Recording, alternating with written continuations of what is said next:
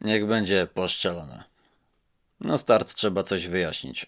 Zamówiłem łuk z polskiego sklepu, który właśnie widzicie, od Motion Tracker o naciągu 40 funtów. Po otworzeniu kartonu, tak jak się spodziewałem, nie znalazłem w nim pokrowca. Łuk przychodzi zapakowany w folię. Okazało się, że Majdan jest inny niż na zdjęciu referencyjnym. Moim jednak zdaniem wygląda lepiej. Ponadto prawdopodobnie zapewnia pewniejszy uchwyt, a niebieska skórka pod strzałę lepiej poradzi sobie z ogólną ochroną przed zarysowaniami. Tak jak widać, brakuje efektownego malowania Majdanu, co uznałem za błąd przy produkcji. Brak również malowania gryfów. Po pierwszym naciągnięciu zorientowałem się, że jest bardzo twardy. Za twardy. Zacząłem więc kopać i okazało się, że łuk, który mam w ręku, pochodzi z nowego katalogu 2025-2026. Przed zakupem szukam informacji o łuku. Tak więc wiem, że katalog został dodany, nim obce podmioty zajęły się dystrybucją trackera. Dostępny był prawdopodobnie 1 stycznia, ale pojawił się już wcześniej. Zadzwoniłem w tej sprawie do sklepu i powiedzieli mi, że w tym temacie nie ma wątpliwości i należy mi się zwrot. Poinformowałem zarówno jeden sklep, jak i drugi, w którym to łuk jest dostępny, że powinni sprawdzić, z czym tak naprawdę mają do czynienia, bo zaraz się okaże, że ludzie, co zakupili te łuki, zaczną im je odsyłać. No i będą mieć rację, tak. Bo wiadomo mi, że ich dostawy pochodzą tak naprawdę z jednego kontenerowca. Zaznaczę tutaj, że pierwszym sprzedawcą w Polsce trackera był sklep łuczniczy, a miał go w magazynie chyba jeszcze w sierpniu 2024. Rozszedł się w tydzień. Chciałem go kupić, no i za długo myślałem, jaką siłę na ciąg wybrać. Dzisiaj postawiłem na słuszne 40 funtów dla mnie, jak myślę. Nadmienię tu jeszcze, że się pytałem sklepu łuczniczego, kiedy ten kontenerowiec dojdzie. I oni mi mówili, że kontenerowiec już jest wtedy w drodze. A to trzeba stąd wnioskować, że te łuki, które były pozamawiane przez dystrybutora, to te łuki już pochodziły z przyszłego katalogu, o którym najwyraźniej sprzedawcy nie mieli zielonego pojęcia. Wow. Wszedłem na stronę Old Motion iCherry i szukam swojego łuku. Jest, a zarazem go nie ma. Zapytałem i dowiedziałem się, że sklep jeden, jak i pewnie wszystkie inne tak samo robią, że w pierwszej kolejności zamawiają sprzęt u dystrybutora i sami ściągają sobie opisy i zdjęcia referencyjne z jego strony. Jeżeli jednak nie da się, bo dystrybutor tego nie posiada, to robią to bezpośrednio u producenta. Dokładnie to samo. A kiedy dostają już towar, to nie sprawdzają go. Podsumowując, sprzedawca zamówił sprzęt a dostał sprzęt B. Niby nazwa ta sama, ale coś tu jednak śmierdzi. Przyjrzyjmy się więc sprawie jeszcze bliżej. Dostałem ten łuk z katalogu, natomiast zamawiam łuk ten po lewej. Z tego katalogu. No ale to może być tak, że był błąd w produkcji mojego egzemplarza i tyle. Sprawdźmy to. Ustaliłem już, że jest brak malowania i nie jest to przeróbka, tylko najwyżej niedoróbka. Majdan jest inny. Okej, może jest to inna seria, inna paleta. Na potwierdzenie tej tezy mam tu przykład tych samych modeli. Ten na dole jest nowy, a ten na górze przez kogoś używany prawdopodobnie przez 3 miesiące. I tutaj są dwie opcje. Albo skórka jest mocno wygładzona przez użytkowanie, albo producent nie przejął się zbytnio i z racji braków albo widzi mi się zmienił skórkę na inną. Osąd w tej sprawie należy do Was. Dalej. Znakowanie jest inne. To stary, a to nowy model. Dalej sprawdźmy obydwa opisy. Zatrzymajcie się i przeczytajcie je sami. Co nam mówią te opisy? To, że ktoś sobie poleciał w marketing.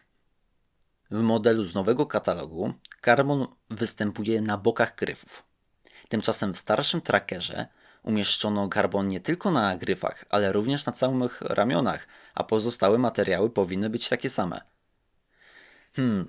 Czyli wychodzi na to, że po cichu lepszy produkt zastąpiono gorszym produktem.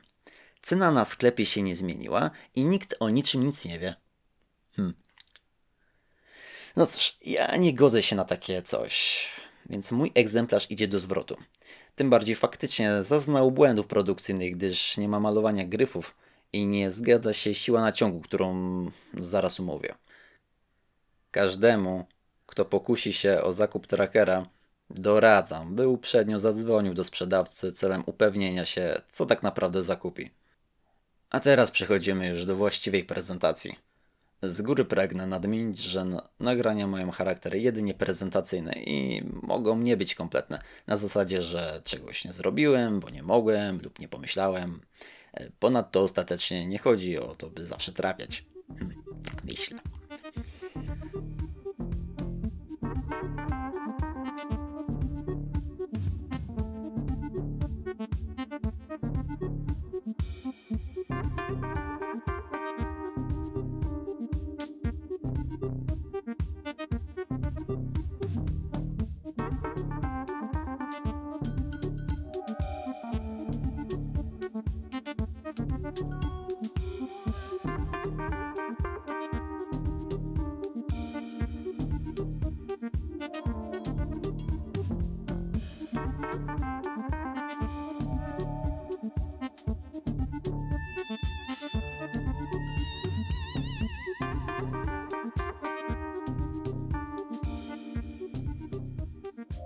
Ponieważ pod kamerą byłem skołowany, pomyliłem górę cięciwy z dołem. Oj, no się zdarzyło. Tutaj jest już ona właściwie założona. Proszę zwrócić uwagę, jak jej owijka jest wysoko położona. Nigdy się z tym nie spotkałem i nie widzę motywów praktycznych takiego stanu rzeczy. Jeżeli ktoś wie o co chodzi, niech da komentarz. Tutaj zamieściłem porównanie oryginalnych cięciw od dwóch różnych łuków. Dzięki niemu, myślę, można zlecić wykonanie takich cięciw, tym bardziej, że zarówno jedna, jak i druga podczas mierzenia jej była maksymalnie rozwinięta. Mierzenie siły naciągu pod dwoma kamerami naraz, na zasadzie, że o tu jak właśnie teraz widzicie, jedna patrzy na mnie, a druga jest za mną i patrzy na wyświetlacz dynamometru, okazało się być z wielu powodów problematyczne. Między innymi dlatego, że zaczęło odmrażać mi się dłonie. Na dowód Mietek też się zimna wzdrygał. Dlatego też zrobiłem to w warunkach domowych, korzystając z pomocnika, który w odpowiednim momencie zatrzymał mnie w naciąganiu dynamometrem. Oto moje wyniki. Prawdopodobnie każdemu na myśl przyjdą błędy pomiarowe. Na szybko sprawdziłem 3 dynamometry, aby na pewno dobrze mierzy. Zaręczam jednak, że kiedy coś mi się nie zgadzało, wielokrotnie weryfikowałem pomiar kolejnymi próbami. Jak widać, trudno powiedzieć, czy ten łuk to w rzeczywistości przedobrzony 45 funtów, czy może zerżnięty 50 funtów.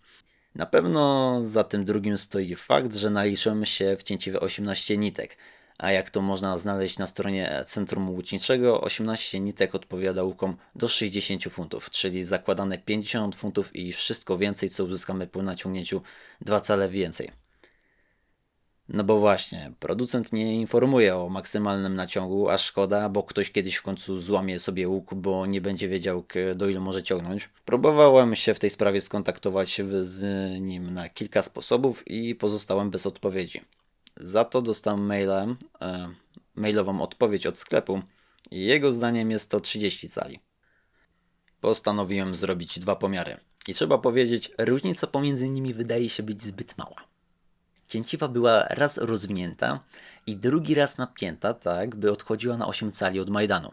8 cali, ponieważ zwróćcie uwagę na to, jak słabo cięciwa opiera się na podstawce, no tej plastikowej.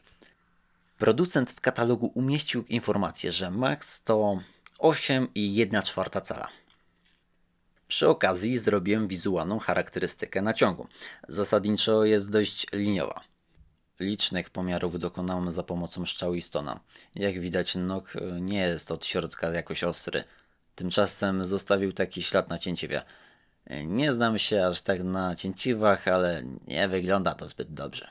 Ponieważ zamierzam mógł oddać, chciałem uniknąć większych uszkodzeń. Załatwiłem to po prostu po polsku.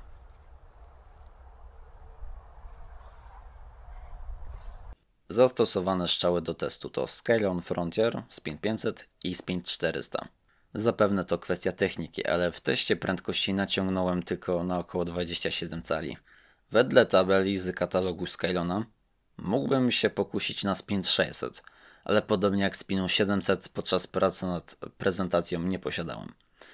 Od biedy Spin 500 też jest ok. Nie używam zekiera, bo nie potrafię, tym bardziej go nie posiadam, a skórzane uznaję za zbyt miękkie. Niestety nie pomyślałem o tym i mogę oznajmić, że skręcenie cięciwy było gdzieś pomiędzy tym, co mogliście tu widzieć.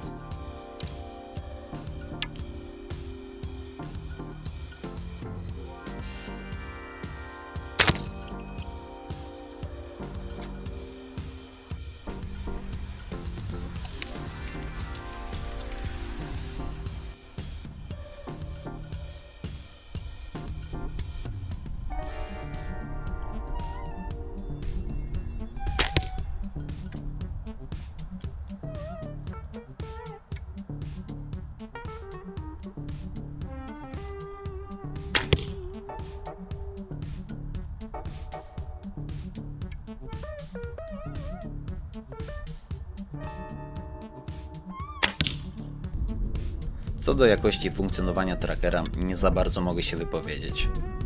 Nie mam dużego obeznania z tego typu łukami, ani nawet z twardymi cięciwami Fast Fight. Ponadto zamówiłem łuk 40 funtów, nie bez przyczyny. Myślę, że strzela się w porządku, ale jakiegoś fenomenu nie poczułem.